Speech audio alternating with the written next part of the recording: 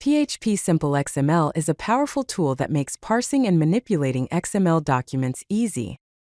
It provides a simple, object-oriented interface to work with XML data, making it an ideal choice for beginners.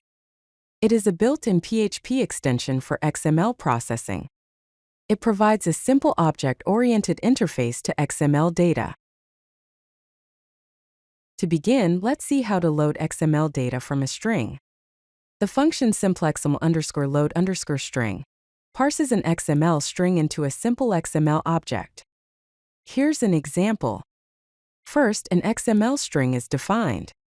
This string contains XML markup representing books. Then the SimpleXML_load_string function is used to parse the XML string, $XML string, and create a simple XML object, which is assigned to the variable $XML. Now let's explore how to load XML data from an external file. The function SimpleXML_load_file parses an XML file into a simple XML object. The code starts by using the SimpleXML_load_file function to load XML data from the books.xml file. It then checks if the loading was successful. If $XML is false, it means the file could not be loaded, and an error message is printed. Otherwise, the XML data is successfully loaded into the $XML variable. Once the XML data is loaded, you can navigate through its structure using the object operator. Consider the following XML structure that represents a library containing book information. The title is PHP Guide and the author is John Doe.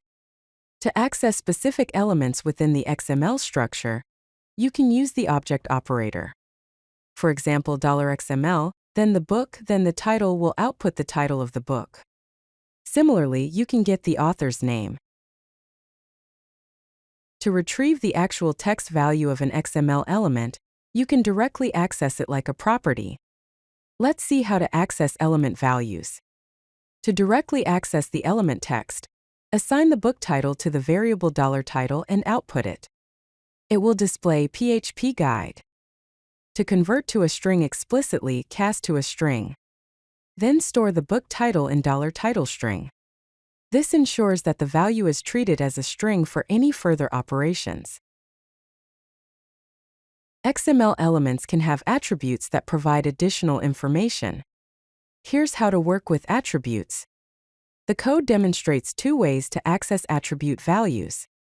First, it accesses the book's ID directly using $XML-book ID, which retrieves the value of the ID attribute.